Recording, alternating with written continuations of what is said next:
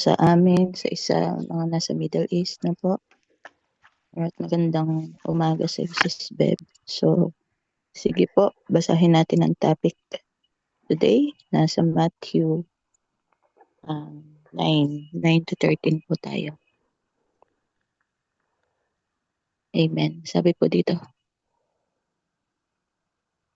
Verse 9, pag alis ni Jesus doon, nakita niya si Mateo na nakaupo sa tanggapan ng buwis. Sinabi ni Jesus sa kanya, "Sumunod ka sa akin." Tumayo nga si Mateo at sumunod sa kanya. Then nang si Jesus at ang kanyang mga alagad ay nasa bahay, dumating ang maraming maniningil ng buwis at mga makasalanan. Sila ay magkakasalong kumain. 11, nang makita ito ng mga Pariseo, tinanong nila ang kanyang mga alagad, "Bakit nakikisalo ang inyong guro sa mga maniningil ng buwis at sa mga makasalanan?" 12, narinig sila ni Jesus at siya ang sumagot, "Hindi nangangailangan ng manggagamot ang walang sakit, kundi ang may sakit. 13, humayo kayo at unawain ang kahulugan nito.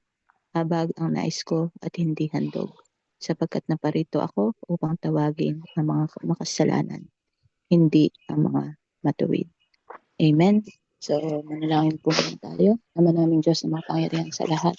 Panginoon, our sovereign God, Lord, thank you. Thank you for your goodness, mercy, and love towards us. Panginoon, maraming salamat po sa mga oras na ito na pinagkaloob niyo po sa bawat isang Panginoon. Salamat po sa biyaya mo, Panginoon, na binigyan mo po kami ng pagkakataon na mapakinggan ang iyong salita, Panginoon, at mensahe, Panginoon, sa iyong mga salita, Panginoon. Lord, maraming salamat po, Panginoon, sa pribilehiyo na magamit ako sa oras na ito na ihayag po ang iyong salita, Panginoon. Lord, una sa lahat, humihingi po ako ng kapatawaran sa mga nagawa ko na isip, Panginoon, na salita sa mga nagdaang oras. Linisin mo po ako, Panginoon. Patawad, Ama. Linisin mo po ang aking puso, Panginoon, upang ako'y maging karapat-dapat sa iyo na maglingkod ngayon, Lord. Lord, tulungan mo po ako na maihayag ang iyong salita. Ikaw naman po talaga ang tagapagsalita. Salamat po sa paggamit mo po sa akin bilang iyong mouthpiece sa kabila po ng trabaho ko, Panginoon. Salamat at may oras kayong binibigay. Salamat sa pagkakataon na mapaglingkuran ko kayo, Panginoon. Maraming salamat po. Tulungan mo po ako, Panginoon, sa aking mga sasabihin. Holy Spirit, guide us. Gayon din po sa mga nakikinig, Panginoon. Ikaw po ang magpaunawa sa amin ng iyong mensahe, Panginoon. At kung ano man po ang iyong nais ipabatid sa lahat, tulungan mo po kami na malakaran po namin ito, Panginoon, maitanim po sa aming puso at sa aming isip, Panginoon. Lord, kayo po ang manguna sa iyo pong gawain na ito, Panginoon. Ikaw po ang magpala sa bawat isa, Panginoon. Maraming salamat, Ama. Ito po ay aking hiling sa tanging pangalan ng aking Panginoong Jesus. Amen and amen. So yun po.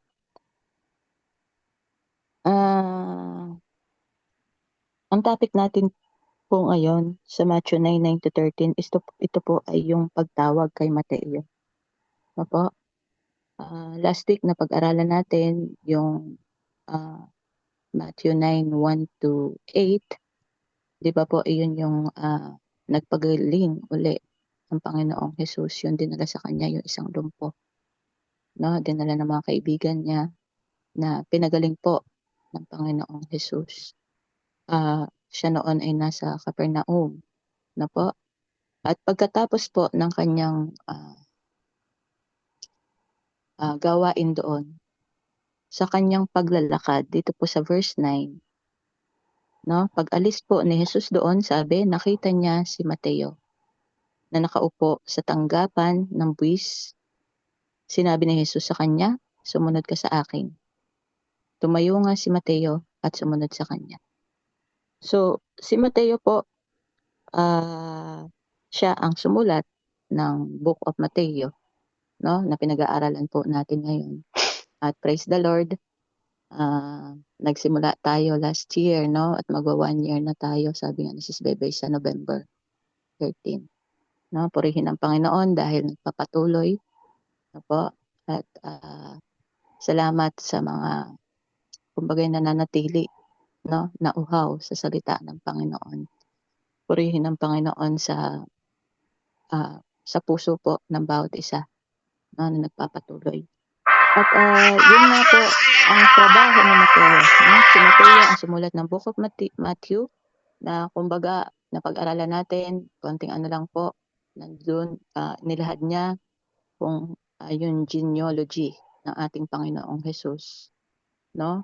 Na doon din po na pinatutunayan ni Mateo na si Jesus Christ ang Messiah, na siya ang nakaprophesied sa Old Testament, na po. At napag-aralan din natin kung paano nangaral, no, Panginoong Jesus nung siya ay nag-ano na sa gawain, yung unang pagmiministeryo niya, na po, yung Beatitudes.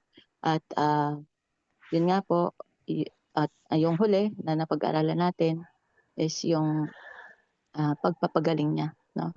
Yung pong paggawa na niya ng milagro, na po. At ngayon nga po, dito sa pag-aaral natin sa Matthew 9:9-13, ito naman po yung pagtawag niya, no, sa kanyang alagad na si Mateo, na po. Na kumbaga mapapansin natin si Mateo na isang tax collector nung panahon po, no, ng mga Hudyo noon. Sa kanila ang tax collector ay isang maituturing na makasalanan, na po. Sa panahon natin ngayon, ito yung sa BIR, na po, taga ano ng buwis, no. So before po itinuturing ng mga Hudyo, lalo-lalo na ng mga Pariseo, na ang mga tax collector ay makasalanan, no? May bad reputation para sa kanila kasi nga po sila po yung mga tax collector na yon, katulad nga ni Matthew, siya ay isang Hudyo, pero dahil nga po sila ay naano ng Roma, no? Under sila ng Roman Empire, no? Bale, iyon po ang isa sa mga batas nila na magkaroon ng tax, no? At ginagamit nila ang mga, yun nga, yung mga Jewish, no, na sila ang inuutusan para mangolekta ng buwis. At meron din po, no, merong ano rin ang Roma noon, meron din silang batas na pwede kung ikaw ay isang mayaman, kahit ikaw ay Israelita, pwede kang parang mag-franchise, na po, na kumbaga kung gusto mong gawing business yung pag-ano ng tax, magdadagdag ka lang, no? Kunyari may portion na ibibigay ka sa mga Romano, no, sa pamamahala nila, na ano, ikaw na ang bahala kung ikaw ay nakapag-franchise sa kanila, no? Ikaw na ang bahalang magpatong ng tax sa mga tao. So kaya ganon kinamumuhian ang mga tax collector, no, sa panahon po na dito, no, sa panahon po nila ng Panginoong Hesukristo, no? At si Matthew po dito, siyempre bilang tax collector siya ay mayaman, no? At makikita natin sa verse 9, nung makita siya ng Panginoong Jesus at sinabi sa kanya, no, sumunod ka sa akin. Anong ginawa po ni Mateo? Di ba bigla lang siyang tumayo at sumunod sa kanya? Makikita natin na si Mateo ay nasa kanyang trabaho bilang tax collector, na po. Pero nung madaanan siya ng Panginoong Jesus, bigla lang siyang tumayo at sumunod sa Panginoong Hesus. So maaari na kaya gano'n si Mateo, maaaring kilala na niya ang Panginoong Hesus kasi po 'di ba, bantog na no'n ang Panginoong Hesus, 'di ba kaya nga sinusundan siya ng, great multitude ang sumusunod sa kanya. So maaari po na, nabalitaan na niya kung ano yung mga himala, kung ano yung, ginagawa ng Panginoong Hesus na pagpapagaling at nananampalataya siya 'no, na siya yung sinasabing, napo-prophesy na siya ang Mesaya dahil nga nagpapagaling siya. 'Di ba, ang prophesy po sa Isaiah, isa sa sign ng darating na Mesaya ay nakapagpapagaling 'no, ng, may sakit. Maaaring gano'n po 'no, ang ano ni Matthew, kaya bigla lang siyang tumayo at sumunod sa kanya 'no. At sa pagsunod po ni Matthew, iniwan niya 'di ba, yung kanyang trabaho o maybe yung kanyang kayamanan bilang tax collector 'no. Walang, kumbaga hindi siya nagdalawang isip 'no. At ito po ay sign ng repentance 'no. Kasi sa ating pusong pagsisisi tayo nakakilala, una nakakilala si Matthew 'no, tapos may iniwan siya. Iniwan niya yung kanyang, maybe kayamanan o yung, ah, kasi nga makasalanan ang tingin ng mga Hudyo o ng mga Pariseo 'no, sa mga tax collector. Kasi nga nagdadagdag sila 'no, nagdadagdag sila ng karagdagang buwis. May inaano na ang, Roma 'no, sa pamamahala ng Roma, pero nagpapatong pa sila na para sa kanila yon 'no. Kaya nung mga dun po Wala ka sa na Luke Colgate? sa Luke 3 verse 12 to 13 nung nagpapabautismo yung mga, Kumain ka, tax Kiel. collector Hello, at may yung kanin, maniningil may ng ulam, oh. buwis. Sabi dun, "At dumating naman ang mga maniningil ng buwis upang pabautismo." Kasi po dati 'di ba nagpapabautismo sila para, ah, bawas yon sa kasalanan 'no, yun po ang ano nila dati. Tapos sinabi nila sa kanya, "Guro, anong dapat naming gawin?" Sabi ng mga maniningil ng buwis na magpapabautismo. Sabi sa verse 13, "At sinabi niya sa kanila, 'Wag na kayong sumingil pa ng higit kaysa sa utos ni sa inyo." 'No, kasi nga po naniningil sila ng higit pa para meron silang, kita 'no. So gano'n po ang, kumbaga ang kasalanan, ang sin 'no, ng mga tax collector before. At iyon, nakita po natin 'no, katulad ni Matthew, sa pag-iwan niya sa kanyang trabaho bilang tax collector at sumunod sa Panginoong Hesus. It is a sign of repentance 'no, nakakilala siya, nag-repent 'no, at sumunod sa Panginoong Hesus. Katulad yan ni Zaqueo 'pag binasa natin gano'n din ang nung nag-repent siya, 'di ba? Um, Siya ay isang maniningil ng buwis, pero nung nakakilala siya sa Panginoong Hesukristo, anong sabi niya? Isasauli ko po, 'di ba? Yung lahat ng mga nakuhanan ko, isusoli ko ng, hindi ko po matandaan kung makalimang ulit o makaapat na ulit, 'no? So, iyon po yung sign ng pagsisisi, 'no?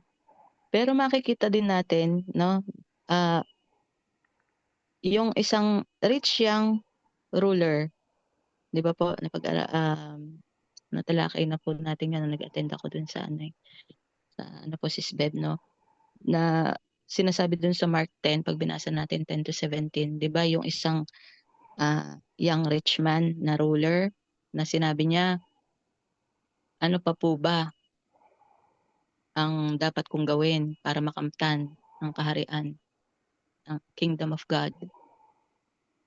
'di ba? Na parang sinabi ni Jesus Christ, "Gawin mo 'to." Yung, sabi niya, "Ginagawa ko naman lahat 'yan." 'No? Ano pa po ba ang dapat kong gawin, 'no? Kasi dinitalya ni Jesus Christ, 'no, "Ginawa ko na po lahat 'yan, ano pa po?" Sabi ni Jesus Christ, "Kung gusto mong maging ganap, iwanan mo, 'no, pagbili mo lahat ng ari-arian mo at ipamigay mo sa mahihirap." Pero 'di ba tumalikod siya na malungkot kasi hindi niya kaya, 'no, kasi nga siya ay napakayaman. So, walang pagsisisi, walang pagsunod, 'no po, na dito makikita natin kaya 'di ba sabi dun sa ah, Matthew 19:24, 'no, na magaan pa sa isang kamelyo ang dumaan sa butas ng isang karayom kaysa sa isang taong mayaman ang pumasok sa kaharian ng Diyos. Kasi totoo po yun, eh, 'no? Hindi naman sinabing lahat ng mayaman, pero mahirap sa taong mayaman, sa isang mayaman ang makapasok. Kasi hindi hindi nga po natin mase-serve, 'no, na pareho ang Panginoon, 'no? You cannot serve two masters, 'di ba po? Kaya dito po 'no, nung sinabi ni Jesus Christ na, "Follow me," 'di ba tumayo si Matthew, "Sumunod ka sa akin." Kita natin dito kung gaano yung, ah, ultimate authority ng Panginoong Hesus, eh, 'no po, na yung nandun yung power niya to command. Kung paano po tinawag si Matthew, ganon din ang pagtawag sa atin, 'di ba? Follow me. Na tayo po bilang anak na ng Diyos, nag-follow nga po ba tayo sa Kanya, 'no? Kasi kay Jesus Christ po ang authority, 'no? Nasa Kanya ang power to command us. Pero tayo po bilang anak na ng Diyos, may responsibility po tayo na mag-obey, 'no? At following Jesus Christ, isa po sa pag-follow natin sa Kanya ay yung kakalimutan natin ang ating sarili, 'no po? Kasi sabi niya sa Matthew 16:24, 'di ba, nang magkagayoy sinabi ni Jesus sa kanyang mga alagad, "Kung ang sino mang tao'y ibig sumunod sa akin ay tumanggi sa kanyang sarili, pasanin ang kanyang krus at sumunod sa akin." 'No? Mas maganda sa English, "If any man will come after me, let him deny himself and take up his cross and follow me." 'No? We had to give up everything. Kasi sinasabi natin, siya ang ating Panginoon. Kaya we should deny ourselves. Kasi 'pag hindi po nga gano'n ang gagawin natin, hindi talaga tayo nagfo-follow. Hindi tayo talaga kasi hindi natin siya sinusunod. Hindi naman puwedeng, "Lord, I will follow you." Pero meron pa akong hindi kayang bitawan, eh. Hindi ko pa kayang bitawan yung kinakasama ko. Hindi ko pa kayang bitawan yung marami, 'no, marami. Marami tayong, ah, alam ni Lord, 'no, sa bawat isa sa atin kung ano yung dapat na bitawan natin sa pagsunod sa Kanya. Kaya we should deny ourselves. Sabi nga, take up His cross, 'no? Pasanin niyo yung inyong krus at sumunod sa akin. 'Di ba? Tayo po ba totoong nagfo-follow, 'no? Pangalawa pa, following Jesus Christ. 'Pag nag-follow po tayo, may new direction na tayo, 'no po? Kasi bakit? 'Di ba, John 14:6, sabi ni Lord, "I am the way, the truth, and the life. No man cometh unto the Father but by me." 'No? Nagkakaroon po tayo sa pananampalataya natin sa Panginoong Hesus, ngayong tayo magfo-follow sa Kanya, nakikita po natin ang tamang direksyon dahil sa siya nga ang daan, ang katotohanan at ang buhay, ano po?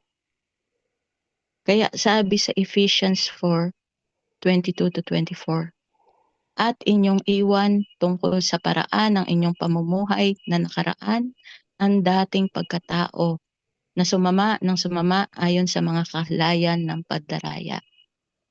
23, "At kayo'y magbago sa espiritu ng inyong pag-iisip." 24, "At kayo'y magbihis ng bagong pagkatao na ayon sa Diyos ay nilalang sa katwiran at sa kabanalan ng katotohanan." Nagawa na po ba natin 'to? "And be renewed in the spirit of your mind," sabi. Kasi ang tunay na ang pagsisisi po is change, 'no? Pagbabago ng isip, na dati ito ginagawa mo, tatalikuran mo na. Magbabago ka ng isip at hindi mo na gagawin, 'no po? May new direction na ba tayo o sinasabi lang natin na sumusunod tayo pero 'pag mahirap na, eh, wala na, 'di ba po? Kung yung senaryo po dun sa John 6, 'no, yung mga maraming alagad ang sumusunod sa Panginoong Hesus kasi 'di ba, papakain siya ng marami, ah, maraming sumusunod sa kanya. Pero nung, nangaral na po ang Panginoong Hesus, 'no, sa John 6 na, kumbaga yung pangangaral na malalim, 'no, na sinabi, "Ako ay kainin ninyo ako, yung kainin niyo ang aking laman at inumin niyo ang aking dugo." 'Di ba nagtaka yung mga ano, "Paano ka namin kakainin?" Ganyan, ganyan. Hindi nila ang pagkakaintindi nila literal, 'no? Ano nangyari? Nag-alisan, 'di ba? Sino lang ang natira? Yung kanyang mga disipulo, 'no? Sabi dun sa John 6:66-68, dahil dito marami sa kanyang mga alagad ay nagsitalikod. Ito nga po, 'no, yung mga nagsitalikod, hindi nila naintindihan yung mensahe, 'no? Literal yung pagkakaintindi nila. So, umalis sila, naiwan yung mga disipulo, 'no? Nagsitalikod at hindi na nagsisama sa kanya. 67, sinabi nga ni Jesus sa 12, "Ibig ba ninyong magsialis din naman?" 'No? Gusto niyo rin bang sumama sa kanila? Sumagot si Pedro dun sa 68, 'no, "Panginoon, kanino kami magsisisi roon? Ikaw ang may mga salita ng buhay na walang hanggan." 'No? Nasa iyo yung words of eternal life. Amen? Ganito na ba ang ano natin? Nandito na ba tayo sa direksyon na 'to? Na ganito na ba binago ng Panginoon yung pag-iisip natin, katulad nila ng mga apostol, tulad ni Pedro, na na kung may pinaiiwan sa'yo si Lord, iiwanan mo ba? Kung ang trabaho mo, kung ano man 'yan, 'no, sinasabi ni Lord, iwanan mo, follow me. Susunod ba tayo, susunod ba ako?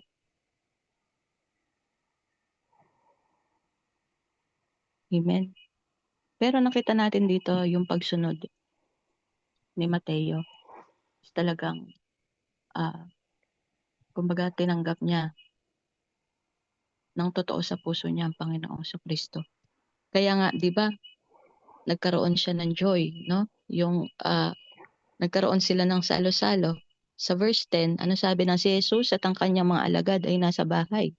Inanyayahan niya, no? Pumunta sila sa bahay ni Matthew. Dumating ang maraming maniningil ng buwis at mga makasalanan. Sila ay magkakasalong kumain. Amen? Nagkaroon ng relasyon si Matthew sa Panginoong Kristo. Tayo rin po ganon. Nung tumanggap tayo sa Panginoong Kristo, nagkaroon na po tayo ng relasyon sa Kanya. Kaya nga tayo na naglilingkod na sa Kanya eh. 'Di ba? Nagpapagamit tayo sa Kanya. Kasi meron na po tayong relasyon. Tayo'y Kanyang anak at Siya ang ating Ama. Sinusunod na natin Siya. No? Paano ba ang tunay na paglilingkod? Yan lang ba ay pagsamba mo tuwing Sunday o kung anong araw ng pagsamba?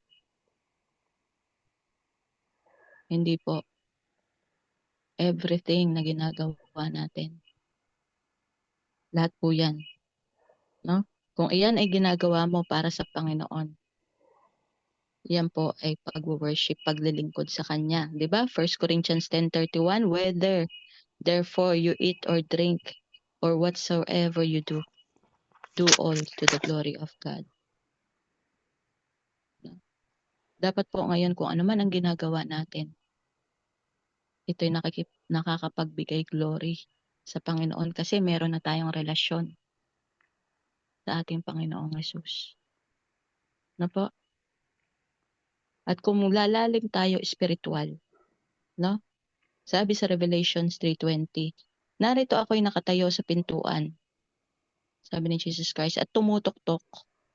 Kung ang sino man ay duminig ng aking tinig at magbukas ng pinto, ako'y papasok sa kanya at hahapong kasalo niya at siya'y kasalo ko. Lagi ba nating kasalo ang Panginoong Hesus? Hindi po ito sa literal na pagkaing pisikal, pagkaing espiritual. Nakakasalo ba natin siya lagi? Nakapagbabasa ba tayo? Saan ba natin siya makakasalo? Sa kanyang mga salita. 'Di ba? Kasi hindi lang naman natin dapat pinapakain yung pisikal na katawan. Napaka-importante una nating pakainin ang ating espiritual. Ano po? Dapat po lagi tayong nakikisalo. Kasi sabi niya nakatayo lang siya sa pintuan, tumutok-tok, no? Kaya napaka-importante po sa bawat isa sa atin, tayo anak na ng Diyos.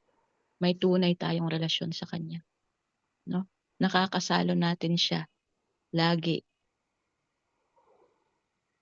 sa pamamagitan ng Kanyang mga salita. Po, pagbabasa natin ng Bible, pakikinig ng preaching, pagjo-join sa mga Bible study, sa ating pananalangin, lagi ba natin siya nakakasalo? Magbigay po tayo ng oras sa Panginoon.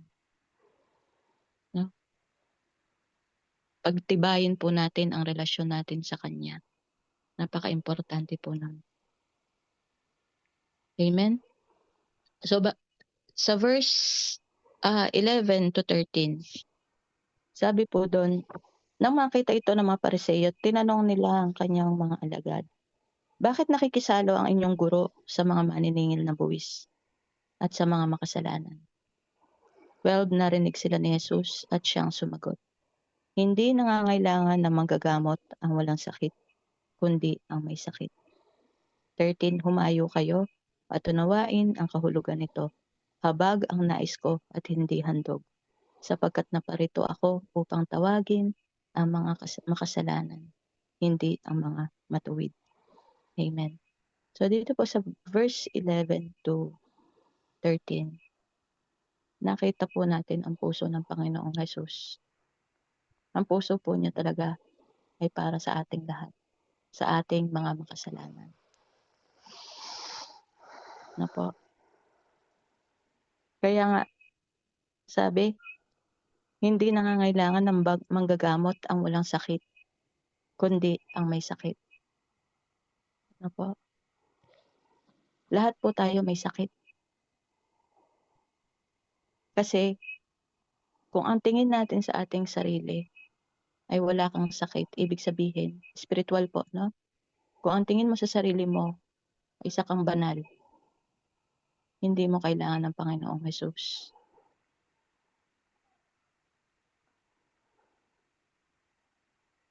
And I believe wala pong taong ganon. Wala nga matuwid, di ba? Kaya po, napaka-importante na ang tingin natin sa ating sarili ay may sakit tayo. Kasi pag ang tingin natin sa sarili natin tayo may sakit, kailangan natin ng manggagamot. Kailangan natin ng Panginoong Jesucristo.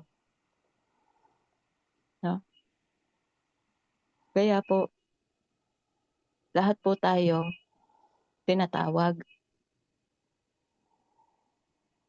Hindi po sinabing ikaw lang ang tinawag, ako lang ang tinawag. Lahat tayo tinatawag ng Panginoon. Hindi lang po tayo sumasagot. No? Kasi lahat tayo makasalanan. Lahat tayo gustong gamutin ng Panginoon. Kaya lahat tayo tinatawag. Ayaw lang natin mag-respond sa kanyang tawag. No? Kaya napaka-importante na malaman po natin na tayo sa sarili natin ay may sakit. No? Na hindi, na halimbawa po, no? Na kung paano, no? Ang Panginoong Jesucristo, minamahal niya ang makasalanan.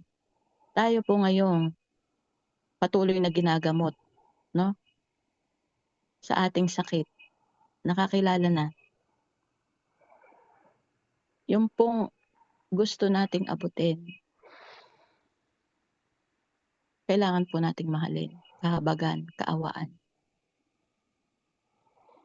No? Hindi po yung katulad ng mga Pariseyo na ang tingin sa kanilang sarili ay matuwid at walang kasalanan. Mahirap po na ang tingin sa atin ay, alam niyo yun, self-righteous. Na pag nakita mo ang isang tao, siya ay makasalanan, ikaw hindi. Na ayaw mo na makihalubilo sa kanya. Apo, hindi. Dapat nating yakapin. Mahalin. Apo, tulad ng Panginoong Hesukristo. Napaka-importante po kung na example na ginagawa ng Panginoong Hesukristo na ito rin po ang gayahin natin. No? Makisama rin tayo, no? Sa mga makasalanan. Hindi makisama sa kanilang ginagawa, hindi po ganoon. Kundi ipakita natin, no? Ipabatid sa kanila kung ano yung pag-ibig na natanggap natin, kung ano yung biyaya, kung ano yung kaligtasan na tinanggap natin. Ibahagi po natin sa kanila. Huwag po tayo maging self-righteous. Mahirap po yun. No? Mahalin din po natin ang mga makasalanan, kaawaan, kahabagan. Hindi po yung katulad ng isang makasalanan, pumasok sa church, titingnan mula ulo hanggang paa. Huwag pong ganon, tanggapin natin sila. No? Kasi Angel, ang in fairness, Panginoon, maganda ha. mahal niya ang makasalanan. At yun, kaya nga po, di ba, ang linaw, pumarito siya. Para saan? Pag-ipunan ba after 8 months Tawagin ang ha? Ikaw na makasalanan, doon. hindi ang matuwid. Ay, 8 Huwag weeks po pala. nating gayahin ang mga Pariseo, no? Na hinihiwalay nila ang kanilang sarili. Actually, ganun pa rin po sila dito, no? Yung mga religious. Pakihugot mo yung plug niya na. Pag nakakita sila ng hentil, kami po, kahit mga Hudyo na hindi religious, hindi nila titingnan yan. Iiwas pa, lalo na pag babae. Ganun katindi. Hindi yan tatabi sa isang babae kahit sa bus. No? Nilalayuan. Wag pong ganun. Yakapin natin ang makasalanan. Kasi sabi sa 1 Corinthians, dali po.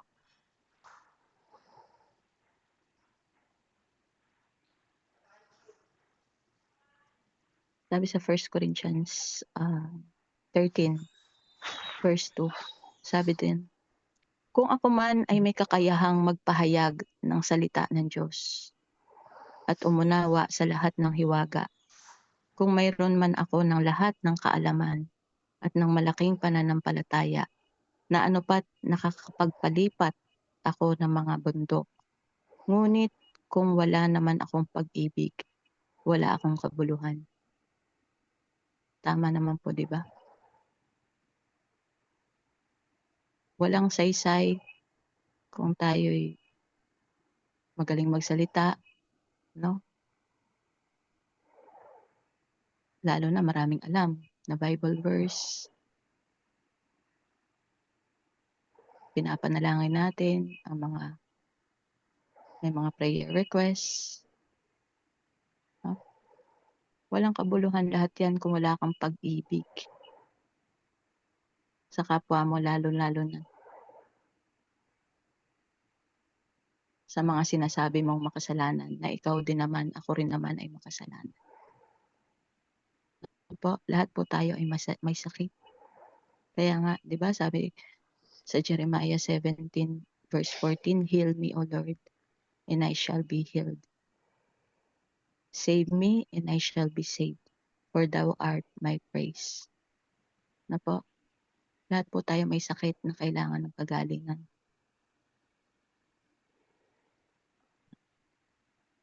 Kaya nga, di ba po, ngayon tayo mga anak ng Diyos, patuloy tayong nare-restore ng Panginoon. Yung sanctification. No? Pinapaging banal niya tayo.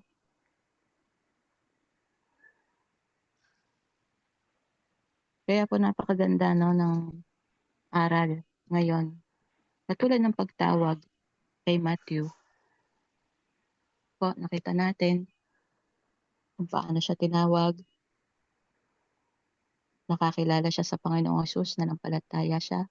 Iniwan niya ang dapat iwan at sumunod sa Panginoong Hesus. Sana ganun din po tayo, mga kapatid, no? Alam na po natin ngayon yung kalooban ng Panginoon. Ang tunay pong tagasunod ng Panginoong Hesus, iiwan ang dapat iwan. No po, at sumunod sa Panginoon. Kasi mahirap po yun na bandang huli, akala po natin nalulugod sa atin ang Panginoon. Akala natin ay ligtas na tayo. Pakahirap po nun, no? Na bandang huli, sabihin sa'yo ng Panginoon, sabihin sa akin, hindi kita kilala. So, reminder po sa ating lahat to. Ano pa ba? Meron pa ba tayong hindi dapat talaga iniiwan sa pagsunod natin sa Panginoon? Kausapin po natin ang Panginoon kung meron pa. At tulungan po tayo ng Panginoon. Magpatulong po tayo sa Kanya. No? Kasi alam ni Lord kung gaano tayo kahina. Tulong tayo sa Kanya na maiwan natin kung ano dapat iwanan. Hindi kita susunduin, ha?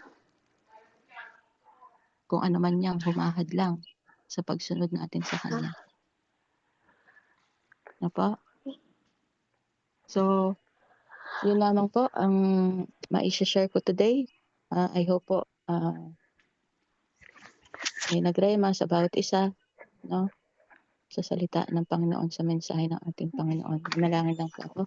Ama naming Diyos na makapangyarihan sa lahat, salamat po Panginoon sa ibinaba mo pong salita ngayong gabi, Panginoon. Salamat po, Panginoon, dahil katulad po ni Matthew, Panginoon, kami din po ay iyong tinawag. Lord, sa pagtawag mo po sa amin, kailangan po na kami mag-follow at sumunod sa inyo. Lord, tulungan mo po ang bawat isa, Panginoon. Kung meron pa po kami na hindi pa po na ito-surrender sa inyo, na dapat namin bitawan. Help us, Lord, na mai-give up po namin ito, Panginoon. Tulungan mo po kami. Tulungan mo po kami na maging karapat-dapat kami sa iyo, Panginoon. Tulungan mo po kami na tunay niyo po kaming maging alagad, Panginoon. Na kami po ay patuloy na magliwanag sa mga taong hindi pa po nakakilala sa inyo, Panginoon. At Lord, tulungan mo rin po kami na maging mahabagin din, Panginoon, sa mga hindi pa po nakakilala sa inyo. Na ma-share po namin, Panginoon, ang salvation, Panginoon. Dahil po ito po ang tunay na pag-ibig sa tao, ang maibahagi po ang kaligtasan. Maraming salamat, Panginoon. Pagpalain mo po ang bawat isa, Panginoon. Sa pangalan ni Jesus. Amen.